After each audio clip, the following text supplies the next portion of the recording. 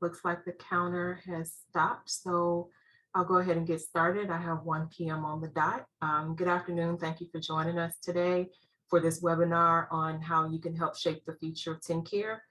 So this webinar is intended to give you the information you need to know in order to participate in the block grant comment period that's happening now through September 9th. I'm Kanika Young. I'm the Senior Director of Health Policy and Advocacy at the Tennessee Justice Center. And I'm joined today by Chanda Freeman. She is our Health Advocacy Program Manager. I think she's been here a little less than 2 months. So welcome, Chanda. And I'm sure she looks forward to engaging with y'all a little later on. Before we jump into the content, I did want to go over a couple of logistics. The webinar is being recorded, so for people who missed something or couldn't join today, we'll share a copy of the recording tomorrow. We'll also send a copy of the slides to everyone who registered.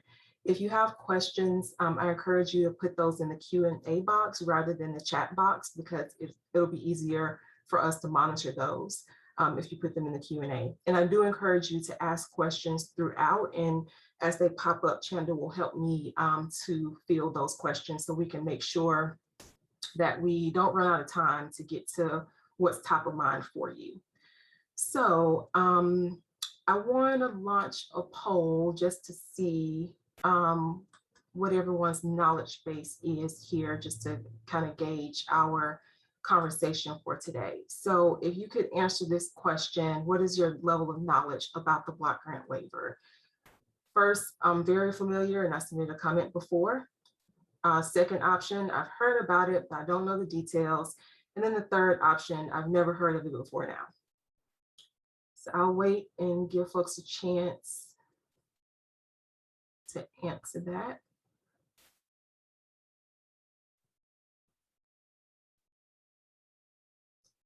Looks like fairly even split between I know it and I've never heard of it, and then about half of you have heard of it but don't know the details. Well, thank you for sharing that information. I'll try to keep that in mind as we go through the discussion today, and I'll go ahead and end the poll. Okay, so I want to start off with a timeline of where we've been and how we got to this point. So back in May of 2019, our state legislature passed a bill instructing the governor to submit a proposal to the federal government. Prior to that, you may recall that the Trump administration invited states to convert their program, their Medicaid program, into a block grant. This was in response to failed attempts in Congress to actually cap the Medicaid program or place restrictions on it in order to shrink the program down. So you have to have that in mind as you consider whether the block grant is really the innovative program or project that it's been touted to be. The context for it is there were attempts to cap the Medicaid program before the Trump administration invited states to do through administrative action what they were not able to do in Congress through legislative action. So Tennessee was the first state to entertain this idea of converting our state's Medicaid program, which is known as TennCare, into a block grant. And the bill specified that the governor had to submit that proposal within 180 days of that law being passed. So in the fall of 2019, in September, the legislature unveiled the block grant proposal, which had been crafted by TennCare behind closed doors. The release of that draft started a mandatory 30-day public comment period. So the comment period happened at the state level, and then there was one at the federal level. So during the state comment period, thousands of people submitted comments, mostly negative, saying, don't do this. This is problematic for people who rely on TennCare for healthcare coverage. There are too many unanswered questions. It's a flawed proposal. So the state officials actually submitted a revised version of the proposal to the federal government. And one of the revisions that they made, thanks to advocates like you guys speaking up was to clarify that the early periodic screening, diagnosis, and treatment benefit for TennCare enrollees who are age 21 and younger would not be impacted by the changes and the flexibilities that the state was seeking. So that was just one of the tweaks that they made to that revised version before they submitted it to the federal government. But all in all, it still had the problematic features that we are still concerned about today. So from the day before Thanksgiving till the day after Christmas, the federal comment period happened on that new proposal. The federal comment portal actually went down for a couple of days during that 30-day period. So we actually didn't get a full 30-day comment period on that revised proposal. The federal government is supposed to and is required to consider all public comments before approving a proposal under the Section 1115 waiver authority, which applies to our Medicaid waiver process. In December of 2019, at the conclusion of the federal comment period, there were 6,124 comments submitted to the federal government for them to consider, and overwhelmingly the majority of those comments were in opposition to the block grant. So in January of 2021, just days before a new administration was set to take office, the Trump administration under CMS under the Trump administration approved a modified version of Tennessee's Medicaid block grant. So what was in operation before this approval was known as TennCare 2. It was essentially the same TennCare managed care plan that had been in place since the 90s when TennCare was first created. So TennCare 3 came out of nowhere when CMS made that approval. It included a different version of the modified block grant proposal that Tennessee had submitted, and it also subsumed TennCare 2. So it had all the previous features of TennCare 2 became a part of what's known as TennCare 3. So in a quick turnaround, the state legislature voted to authorize this waiver that was approved, and that vote happened on January 15th. In April of 2021, TJC, along with the National Health Law Program, also known as NHELP, and the law firm of King and Spalding filed a lawsuit entitled McCutcheon v. Becerra. Becerra was the secretary of HHS at the time, and this lawsuit is against CMS in the district court for the District of Columbia. Becerra actually still is the HHS secretary. So in his official capacity as secretary of the of HHS, and also the CMS administrator and CMS itself were named as defendants in this lawsuit. Keep in mind that now we are under the Biden administration. And the reason that the lawsuit was filed against them is because they are responsible for implementing the waiver that the Trump administration had approved. And so what the lawsuit was intended to do was to raise the legal defects in this waiver and stop the implementation of it. And so we called on the Biden administration to vacate the approval that the prior administration had given to this waiver. So as part of that lawsuit, we offered to put a pause on the litigation if the Biden administration agreed to reopen the comment period. And the reason that this was necessary is because the version of the waiver that the Trump administration approved is not the same waiver that we commented on in the fall of 2019 during that holiday period at the end of 2019. It had some differences in it that I'll talk about in a second. But essentially, the public never got a chance to comment on the waiver that the Trump administration approved. And so that's why the Biden administration agreed to hold a new federal comment period. And that's the period that we're in right now. It started on August 10th and it ends on September 9th. And so today we want to walk through what's in this waiver that you should be concerned about and how can you let the Biden administration know. So what's in the TennCare 3 waiver? First off, it still has an aggregate funding cap that's based on 2019 costs and enrollment levels. This is what the state proposed to the Trump administration at the time when it submitted the waiver. This is their modified block grant proposal.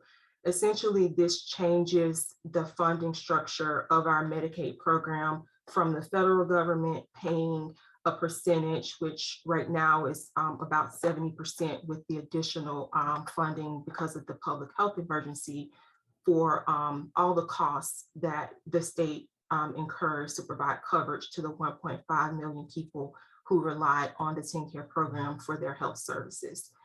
The approval is set at a fairly generous level right now, but there is concern about how that cap will function over time as things change in the program and as costs increase.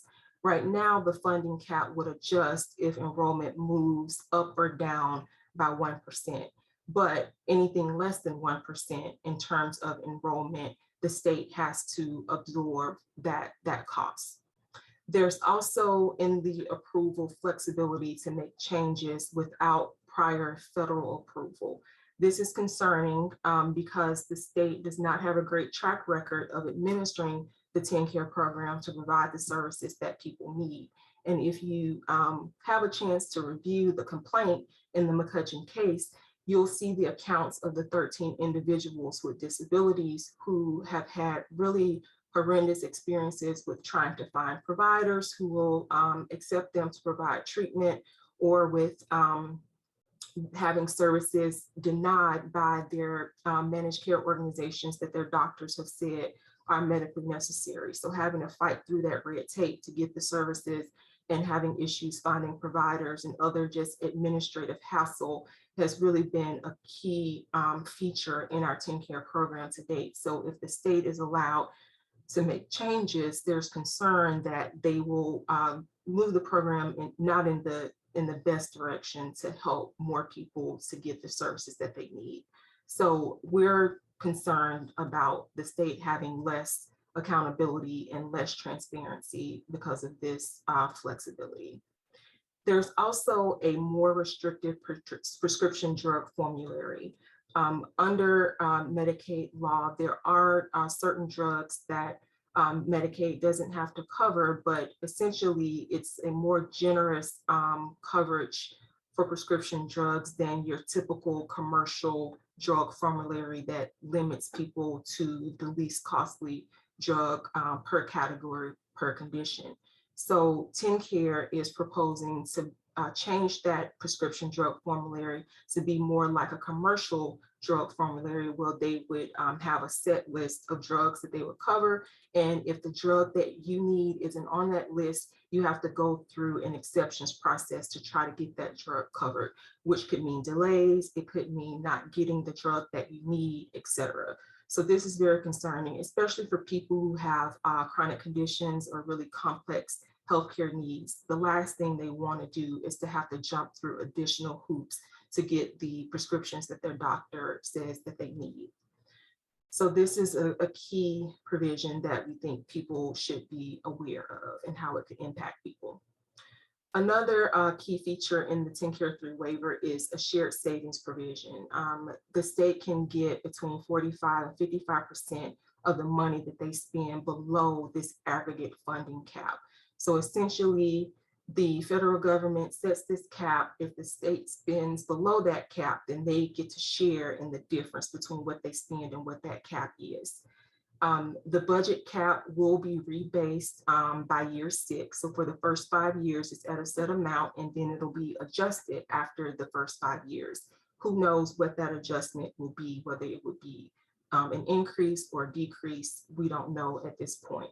Right now, the cap is at a fairly generous level based on 2019 expenditures and enrollment levels.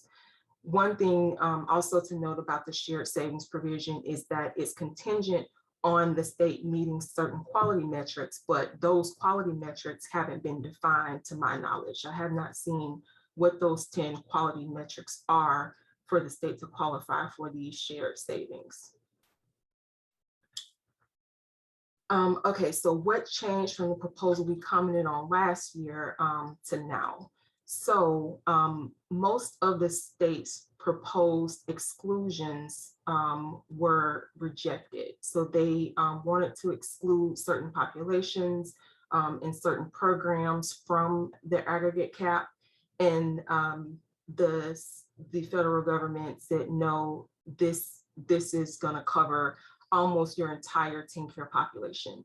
So the block grant as it stands would apply to all aspects of the TennCare program except for intermediate care or intellectual and developmental disability services, certain services, in certain programs, including like the 1915C waiver, which is a separate issue because the state has also filed for an amendment to TennCare 3 to bring those people who are on the 1915C waiver and those who have intellectual or developmental disabilities within the managed care program. It's unclear whether CMS is going to grant them permission to do that, but that is something that's currently pending.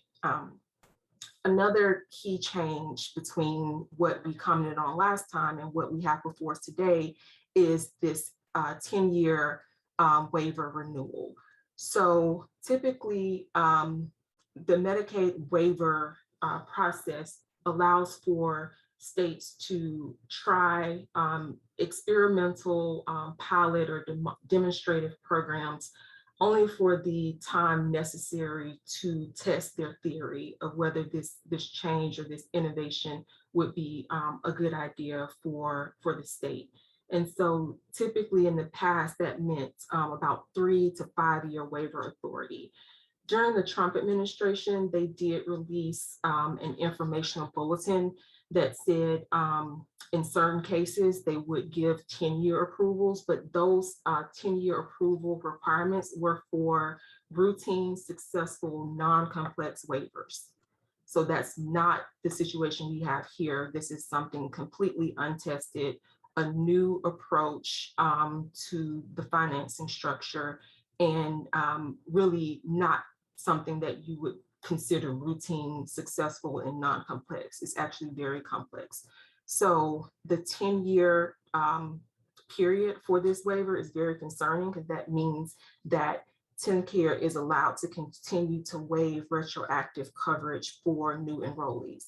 What that means is under the Medicaid program, the default is that when you apply for Medicaid, there's a 3-month look back to see if you were eligible before your date of application. And if you were, then the medical bills that you incurred during that 3-month period would be covered. However, in the 90s, when TennCare was first created, they sought a waiver from retroactive coverage, meaning that they don't have to cover any bills that were incurred before the date of application. This creates serious catastrophic medical debt for a lot of TennCare enrollees.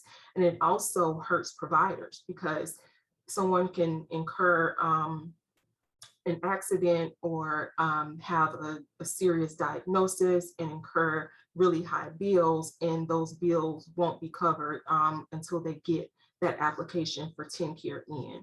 This is a deviation from the regular rule under the Medicaid program. And this is something that TennCare has been doing for, several decades. And so at this point, it's not really a new or innovative project or idea. It's something that's been around for a while, and there hasn't really been any meaningful evaluation of whether this waiver of retroactive coverage is a good idea or not. Does it really serve the purposes of Medicaid, which is provide health services to low-income people? There's also some additional bureaucracy that was included that was intended to tie the hands of the Biden administration in terms of how waivers can be unwound. And this was intended to prolong the process if the Biden administration came in and wanted to undo some of the decisions that the Trump administration had made. It gave the state a certain period of time for notice and an opportunity to negotiate with the administration before anything was undone. But since this waiver has been approved, it did include some good things. One was postpartum, or actually retroactive coverage for pregnant women and enrollees who are 21 and under. So all other enrollees, all other adults, except for pregnant women, don't have retroactive coverage. But this new retroactive coverage for pregnant women and children is a positive thing that we would hope that would continue. But there were some other, features that, really overweigh the good or outweigh the good that was done in this waiver. So there are a few things that we still don't know. I mentioned the quality metrics earlier. They haven't been defined or approved. We don't know what they will be. There's also a lack of precision in the technical information regarding funding. It's unclear what's in the cap, what's not in the cap, how things will be calculated. We still don't know. And then also Medicaid expansion. We have been pushing for Tennessee to expand Medicaid ever since it was made available under the Affordable Care Act. And Tennessee is still one of 12 states that hasn't expanded, and the push to expand is growing stronger. And now we're wondering, how would Medicaid expansion fit alongside the block grant? We have heard from state officials who said that the Medicaid expansion and block grant are separate. One doesn't negate the other. That may be, but there's still some uncertainty within how the block grant itself is structured with the aggregate cap. So those are a few of the things that we still don't know about this waiver. So why should you guys comment again? First off, the last comment period took place during the Trump administration, when we had reason to believe that the Trump administration officials would not be open to hearing opposition to this proposal, because they invited this type of funding structure, and their goal was to shrink the Medicaid program. So comments about concerns in terms of access to care or how enrollees would be impacted by this really fell on deaf ears. And so this gives us a chance to provide these comments to an administration that would be open to hearing them and to seriously considering them. The Biden administration undoing the waiver is not a foregone conclusion. As we've seen recently, in Texas, there are some implications, there's some pushback to the administration revoking a waiver to a state that it's already granted. And so what we need to do as advocates is provide a strong record of comments so that the Biden administration has the cover it needs to justify changing this waiver or revoking it altogether. There are also some legal implications because of the lawsuit that's pending. This case is still ongoing. It's been paused or held in abeyance during the course of the comment period, but it wouldn't look good to the judge in the court if the Biden administration held this comment period and didn't actually consider the comments. So there's additional pressure because of the lawsuit for the Biden administration to take the comments seriously. Another reason that it's important to comment again, if you've already done so, is because 10 years is really a long time to be stuck with a bad waiver.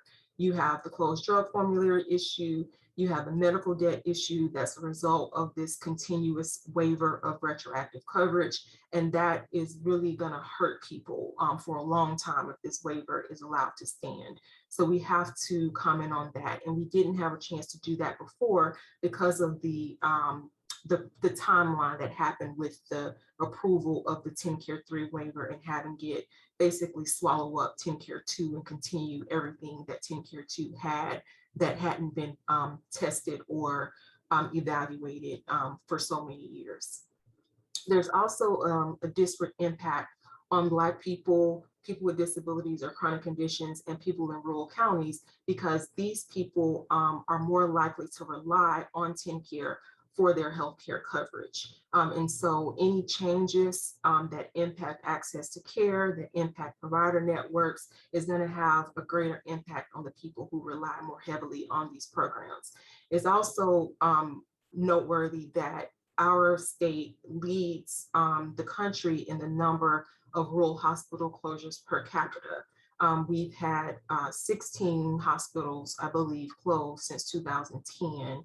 And we are very concerned that this waiver would do nothing to address the real crisis that rural counties are facing, especially during a public health emergency that we are in because of the COVID-19 pandemic. Another new feature of this waiver that we didn't have a chance to comment on in the previous comment period affects children with special health care needs. The state is proposing or has gotten permission to force children with special health care needs, think about those who are on SSI, instead of them having access to the providers that they need, they would have to go through managed care organizations in order to get those services. So managed care is an alternative to the traditional fee-for-service program. The fee-for-service program is where the state contracts with providers directly, and those providers provide the healthcare that certain enrollees need. With the managed care organization in as a middleman, the state pays the managed care organization a set fee in order to manage all the services that the enrollees need. And so this creates an incentive for managed care organizations to reduce utilization of services, because the less money they spend providing care to enrollees, the more they make in profit from what the state pays them for that service. So this is concerning for children, specifically children with special health care needs, because of the incentive for managed care organizations to reduce utilization of services. We also want to uplift the issues in terms of accountability and transparency. We think TennCare needs more accountability and more transparency, not less. This waiver would, again, allow the state to make changes to the program without getting prior federal approval, and that's very concerning for people like our clients who we have worked alongside for 25 years, who've struggled to get the services that are medically necessary, that are covered, that they qualify for, and also just to even stay enrolled in TennCare. There have been issues recently with thousands, hundreds of thousands of kids and people with disabilities being cut from TennCare despite there not being a finding that they were no longer eligible, simply because of paperwork issues. And so with less accountability and with less transparency, there's a concern that those types of purges from enrollment would still happen, even though the state is saying they don't plan to cut coverage or cut enrollment. There are other ways to do it through red tape that would be more possible if they don't have the accountability and transparency of the federal government looking over their shoulders. So before we jump into how to comment, I'll check the questions to see where people's thoughts are. So I see a question, is EPSDT still exempted? If by exempted, do you mean it's still in place? Yes, EPSDT is still in place. The state cannot deviate from that standard. And again, EPSDT is early periodic screening, diagnosis, and treatment. It applies to children enrolled in TennCare, and it essentially says that they are entitled to receive any medically necessary service that a doctor or other healthcare provider prescribes for them. We still see issues in terms of the enforcement of EPSDT. There are still situations where services are denied as not medically necessary, again, because of that perverse incentive that I mentioned. That's the nature of managed care. And so we have to fight those one by one to appeal and make sure that the EPSDT benefit is actually followed. But yes, that is still a feature of our TennCare program. Another question is, can you translate that 1% increased enrollment into a number or amount to get an idea of what the state's potential risk is? Sure. So math, I went to law school, so I didn't have to do math, but we know that there are about 1.5 million total enrollees. So 1% of 1.5 million, I don't know if somebody want to help me out. What is that, 1,500 maybe? Yeah, I want to say 1,500. So roughly 1,500 people would be 1% of the total enrollment. Okay, the metrics are on the TennCare website, but are very general. Oh, okay, so Claire is pointing out that the quality metrics that I mentioned earlier in terms of what the state has to satisfy in order to qualify for the shared savings, they've been posted on the TennCare website, but it doesn't appear to be a lot of detail provided there. And there's concern that it wouldn't capture harm to persons with serious illnesses or disabilities. Thank you for sharing that, Claire. Yes, children, I'm not sure about whether retroactive coverage always applied to children or if it's just new for pregnant women, but it does not apply going forward. It does not apply to any adult enrollees except for children and pregnant women. So another question is, what is the resistance among legislators to expanding TennCare? There have been a few excuses given over the years. The latest excuse has been that the block grant is the answer to all of our healthcare needs and we don't need to expand Medicaid. So with the challenge to the block grant, that throws that excuse on its side, and we have to really look at what are the political reasons that the state is refusing to expand TennCare. And our best judgment is that it just comes down to politics. The expansion became an option under a Democratic president, Barack Obama, and it's been an agenda item that the Republicans have been resistant to just because of politics, and that a Democratic president was pushing for this. We also have to keep in mind that Medicaid as a program is constantly under attack from fiscal conservatives who see it as a way to shrink government's expenditures at the expense of low-income people. And so expanding this program really just runs counter to their politics of making this program smaller, and really just because they don't see it as a priority for spending. You know, really your budget reflects your policies as a government. So what you spend money on is what you care the most about. And so it would make sense for our healthcare programs to really get the funding that they need, because people's health, people's lives are on the line. And so we think that the resistance to expanding TennCare really just boils down to politics. There are no principles or rational reasons to resist expansion. It's been shown in all of the states, 38 states plus DC, that have expanded to be a great policy that provides coverage to people, that reduces the uninsured rates, that helps the state's budget, et cetera, et cetera, et cetera. Improved health outcomes, all positive things from expanding Medicaid, and really no downside. So it just boils down to politics. Another question is, are older adults in skilled nursing part of TennCare 3? What about choices? So yes, so I should clarify, TennCare 3 includes everything that was in TennCare 2 plus this new financing structure. So if the question is whether older adults in skilled nursing are a part of the financing, the new financing structure, I believe the answer is that they've been carved out. But there is a list of those carved out programs that I can refer you back to. There was a longer list that the state tried to implement, but that was rejected by the federal government.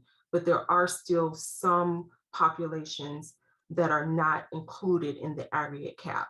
So everybody's in TennCare 3, but not everybody is counted in the aggregate cap, is how I would answer that question. So another question is, are all aspects of the new proposal up for public comment? Yes, everything is fair game, which is why we're taking this opportunity to talk about retroactive coverage. That's something that has been an issue in TennCare for a while, but now that we are reviewing this whole program, there's a chance to comment on that and to raise some issues with that feature, especially since it hasn't really been evaluated in all the time that it's been in place to determine if it's really the best policy going forward for our state. A question about emailing the attendees a link to the public comment location with bullet points to share with colleagues. Sure, we can definitely send a follow-up email to make it easier for you to submit those comments. But in a second, I want to turn things over to Chanda to talk about the comment portal that we have on our site that's linked here that will make it easier for you to submit comments through completing the survey that we have. Another question is, how broad is the flexibility of the state to make changes under TennCare 3? Can you give an example of a potential change that could be made? So there isn't a lot of detail about what the changes could be. I think let me see, the exact language in the approval is, let's see, I feel like I just saw it.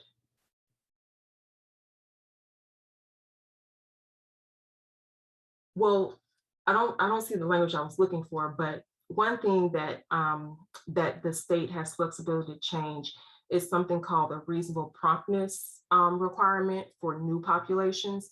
So there are required groups of people that Medicaid has to serve, and then there are optional populations that the state can cover.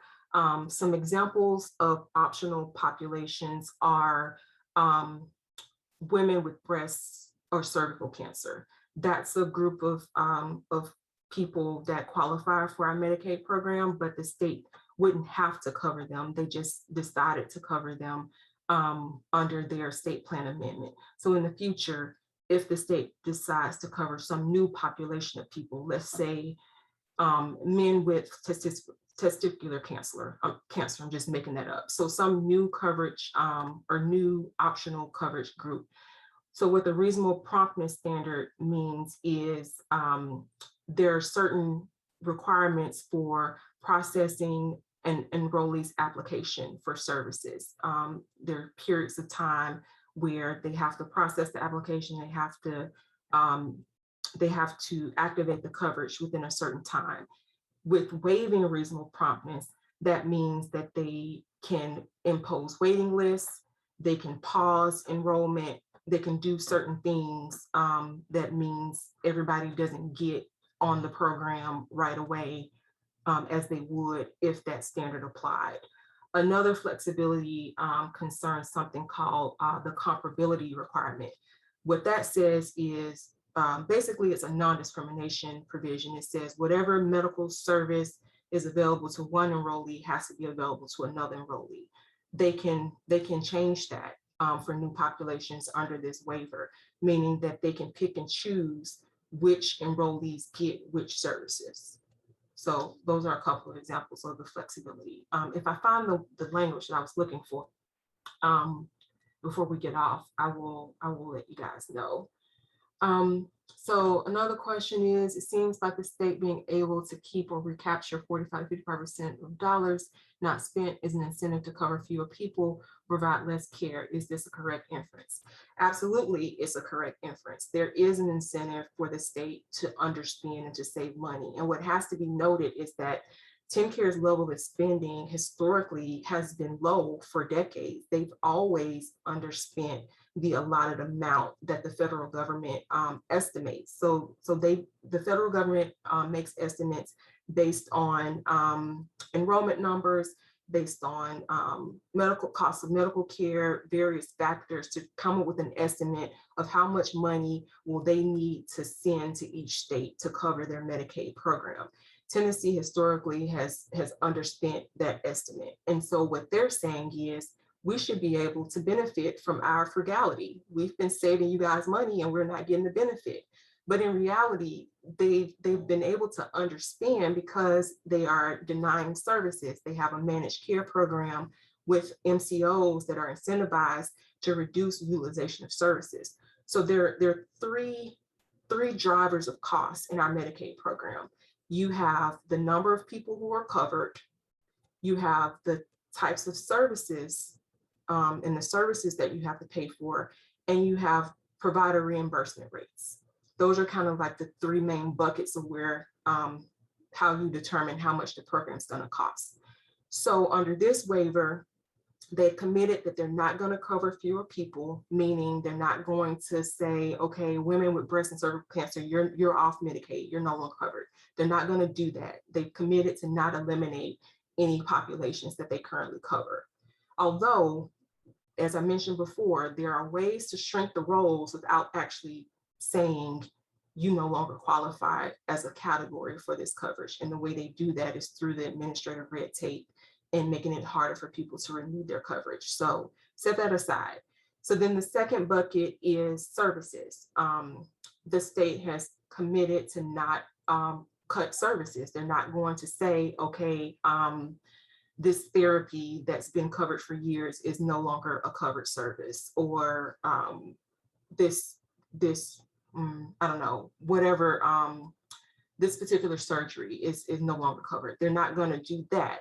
However, again, the utilization of services is something that's subject to administrative burden and red tape. So you do have MCOs who deny authorization for services, for drugs, for therapies all the time. And that's what TJC, spends our time doing, is helping individuals to fight back against those wrongful denials. So you have your groups who are covered, you have your services that are covered. And so then the third thing is provider reimbursement rates.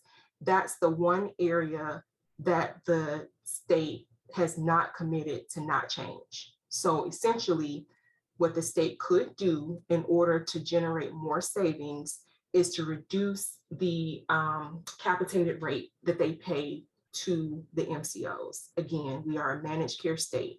So the state doesn't pay the doctors directly. They work with the MCOs. They contract with managed care organizations who then set up their provider networks.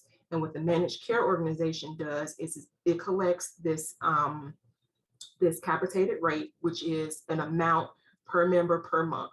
So each TennCare enrollee, each month, the managed care organization gets a set amount of money.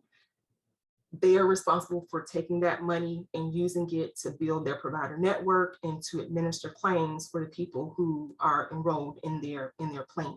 So how they can make money is if the state decides to reduce the capitated rate that it pays to the managed care organization, that gives the managed care organization less money to work with in order to turn a profit. So what they can in turn do is reduce the reimbursement rates to the providers. How that impacts patients is, if you're a doctor and you're already receiving, an amount of money from TennCare for seeing TennCare patients that is maybe at cost, sometimes below cost, sometimes providers, actually lose money because of the low reimbursement rates that they receive for caring for TennCare patients, then you lose the will or the financial ability to continue seeing TennCare patients. So as a provider, you can say, I'm out, I'm no longer accepting TennCare. I don't like this reimbursement rate. You've lowered it. I can't function on this amount of money. I'm not taking it anymore. What that does is there's fewer providers for patients to see to get the services that they need. If they can find a provider in their area, they may see longer waiting times to get in for an appointment. They may see delays in getting surgeries, etc. So this directly impacts access to care for patients. It also creates an incentive for the managed care organization to really ratchet up their denials of services. Remember, they only have to cover or only have to pay for the covered services that are medically necessary. And there are fights all the time about what's medically necessary. What does that mean? If a doctor says that I need this particular procedure, the managed care organization or MCO can come behind them and say, nope, we disagree, that's not medically necessary, and you have to go back and forth about that. Well, if the MCO is receiving less money, they have an incentive to cover less services, because the less services they have to pay for, the more money they can keep and make a profit. So that was a long-winded way of saying, yes, the state is able to cut and provide fewer care, but they have to do it in a roundabout way since we have this managed care set up. Oh, someone was helping me with the math. Yeah, 1% of 1.5 million is 15,000, according to someone. So let's see. So that's still a significant number of people who could the enrollment could increase or decrease by that amount before the aggregate cap is adjusted. Let's see, since the waiver is on hold, does this mean that allowing retroactive coverage for pregnant women and children is also on hold? No, the waiver is still in effect. In fact, the letter from CMS to TennCare informing them that they were reopening this comment period, it says, this solicitation of public comments will not delay or prevent implementation of the demonstration, which was effective on the date of CMS approval, which was January 8th, 2021. So during this comment period, the state is still allowed to go forward with implementing what was approved in that waiver. So they still provide that retroactive coverage to pregnant women and children during this time. Will there be talking points circulated to assist organizations wishing to submit comments? Those talking points are available on our website, and we will walk you through where to find those. Let's see, it seems like a key comment talking point should be that this plan incentivizes the state to spend less in order to achieve shared savings versus quality care and serving more Tennesseans. I absolutely agree. That is a really important talking point. The main talking points that we think are really important are, you know, the medical debt issue in terms of not having retro coverage for most adults, the less accountability and transparency concern is really troubling, and the closed drug formulary is troubling. So all of those things are really ways for the state to prioritize money versus people and profit over people, rather than investing in the quality care that many Tennesseans are lacking, to be quite honest. Can comments be submitted by mail and or email? Are comments only submitted on the CMS website or through TJC portal? I'm glad you asked this question. This has come up a couple of times. CMS has not provided a mailing address for comments. They, the only option that they have given to the public is their online portal. What TJC has offered is a survey to help people craft their comment, rather than you looking at a blank text box on the CMS portal and trying to come up with what to say. We created this survey where you can answer questions about the key components and features of the waiver, and then we'll take those responses and craft them into a comment that we'll submit to CMS for you. But those are really the only options. You could try mailing something to the CMS general mailing address, but there's no guarantee that it'll make it to the right person or that it would be considered as part of the administrative record.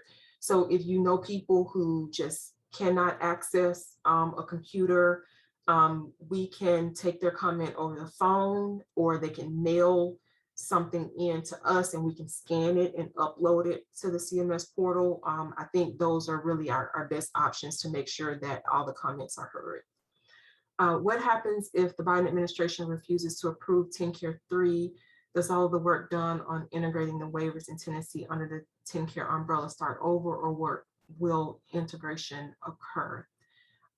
So what happens is the parties would go back to the negotiation table and they negotiate a new waiver. I think TennCare 2 would continue if TennCare 3 is revoked. So whatever the prior approved version of the TennCare program was, that would be what would be in place in the meantime while the parties negotiate a new waiver. It's a little complicated because there are amendments that were filed to the TennCare 2 waiver before TennCare 3 was approved. And so there may be some questions about which amendments are still in effect, but I believe that anything that was approved that wasn't challenged as part of the new features of TennCare 3 would then be in place. So things like the Katie Beckett program would still be in place because that was approved before TennCare 3 was approved. So yeah, that's my best guess on that. Do we know what the current per member per month paid to NCOs?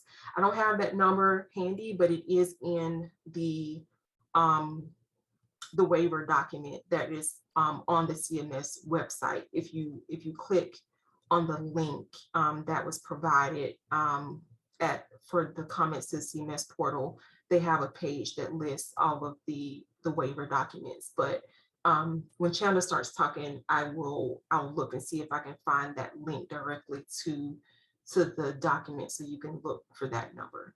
And then the last question I see is, DID has stated during some webinars that provider reimbursement rates will not be reduced. Are there any provisions in the TennCare 3 which protect the DID provider agencies with reimbursement rates?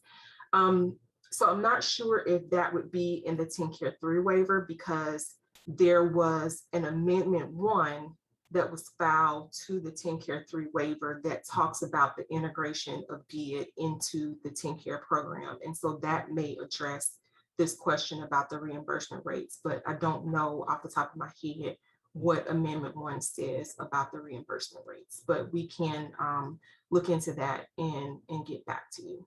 So that's with all the questions that I see. I'm going to turn it over to Chanda now, and you still have 8 minutes. Sorry for taking so long with that part.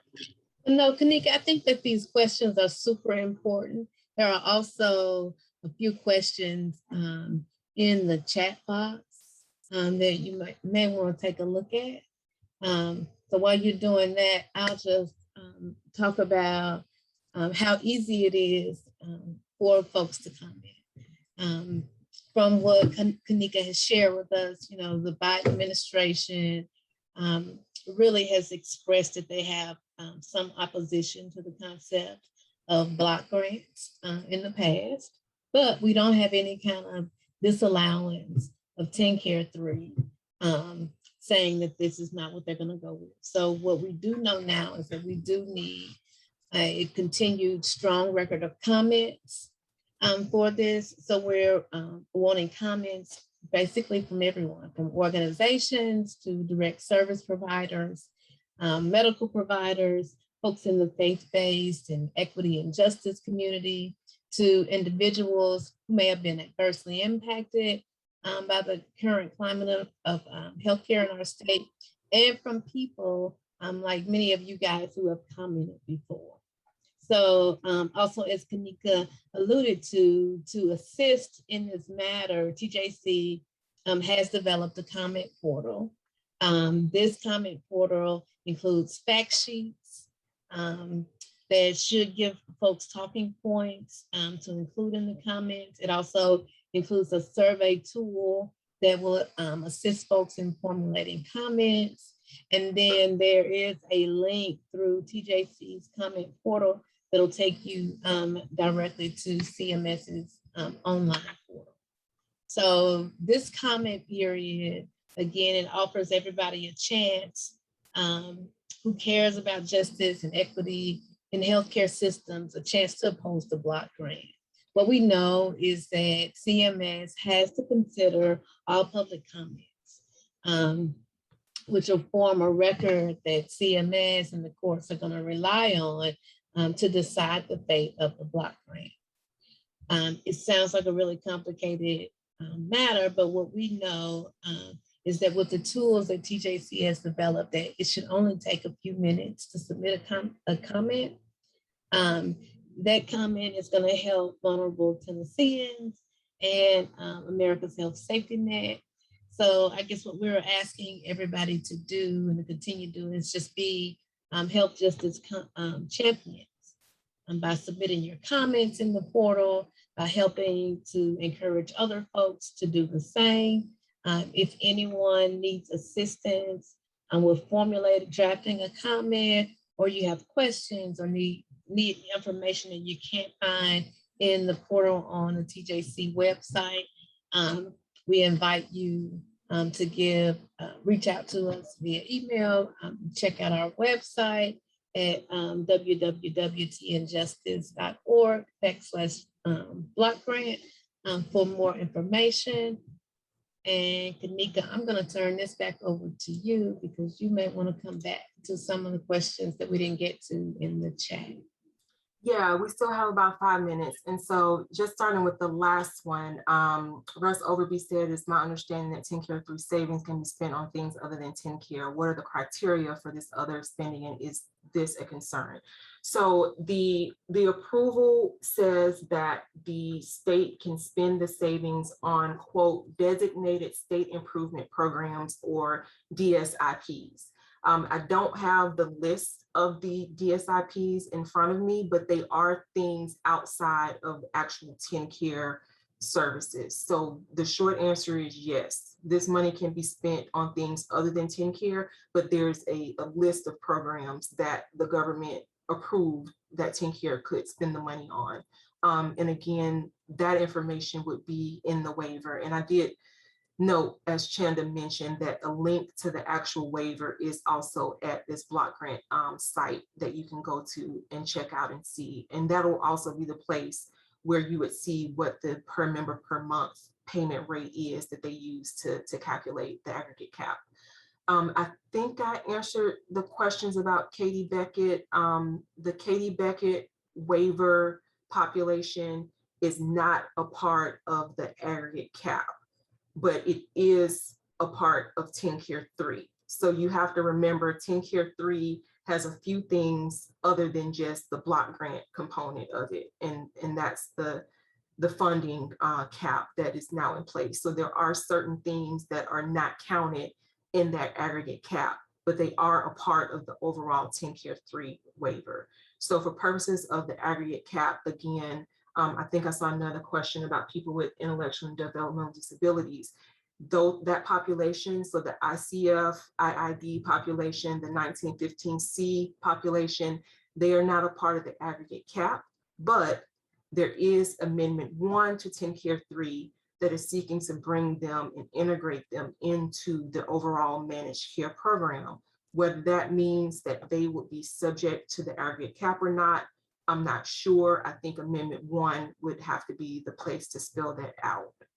So there's lots of moving pieces here. Sorry if it's confusing, it's because it's complex, and it's not just you if you are confused and can't keep up. But yeah, the aggregate cap is one thing. TennCare 3 is like the overall umbrella. And so there are certain populations that are carved out of the aggregate cap, but they are all under the umbrella of TennCare 3. Okay, I think I answered the question about retroactive coverage for pregnant women and children. Nothing has to be on hold. The state has permission to go ahead and implement whatever they want to under the approved waiver. Let's see. One question is, do we know how they want to implement the commercial style drug formulary? Tennessee was supposed to submit something that got accepted by CMS. I have not seen additional information about the drug formulary. There is a blog that was recently posted by our partners at the Georgetown Center for Children and Families that may have some information about that. Again, those resources are posted on our block grant page. So there's lots of information about the nitty-gritty at tnjustice.org/block grant that will probably answer that question. I think I answered all the rest of these.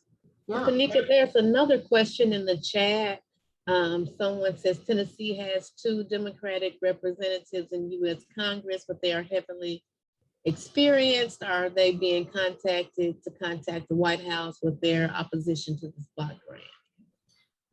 Yes, so TJC is a nonpartisan organization, and so we advocate on these issues to anybody who will listen to us about them. And so we have been in communication with Congressman Cooper in particular about opposition to the TennCare waiver and the block grant financing. And that just reminds me, there was a question about I think closing the coverage gap and federal options. Yeah, someone was talking about there's some federal legislation regarding workarounds for the coverage gap populations. Have you looked into those as potential workarounds? So the solutions to the coverage gap are actually separate from this block grant proposal issue, but yes, we are plugged into what's happening at the federal level in efforts to close the coverage gap. Our position is that the block grant and all of the the issues that go along with this waiver are a distraction from the real priority of closing the coverage gap.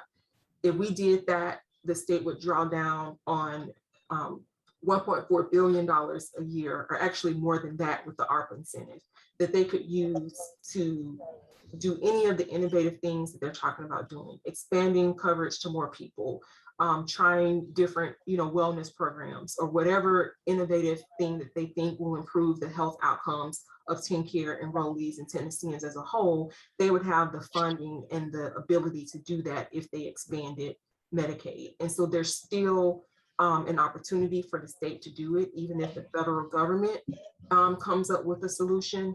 Right now, there are several acts that are being, or legislation that's being considered at the federal level to provide some kind of workaround, but that would not take away the state's ability to expand on its own. And in fact, the federal officials are still encouraging states to still do that. And so we want our state to stop playing politics, to expand Medicaid, and stop, wasting time with this block grant distraction. And I see we're a little bit over time. If we didn't get to your question, please check out the resources at our website, and feel free to reach out to me or Chanda if you have other questions or need help. And if there is not something already on the site about people with intellectual and developmental disabilities and how this specifically impacts them, I will make sure to make sure that gets added. But I believe that there is information there for those who asked that particular question. So thank you so much, everybody, for joining us. Again, we'll share recording and slides, and please, please, please take time to comment. Either use our survey, or you can go directly to the CMS portal that's also linked on our block grant page. So thank you so much. Have a great rest of your day. Bye, everybody.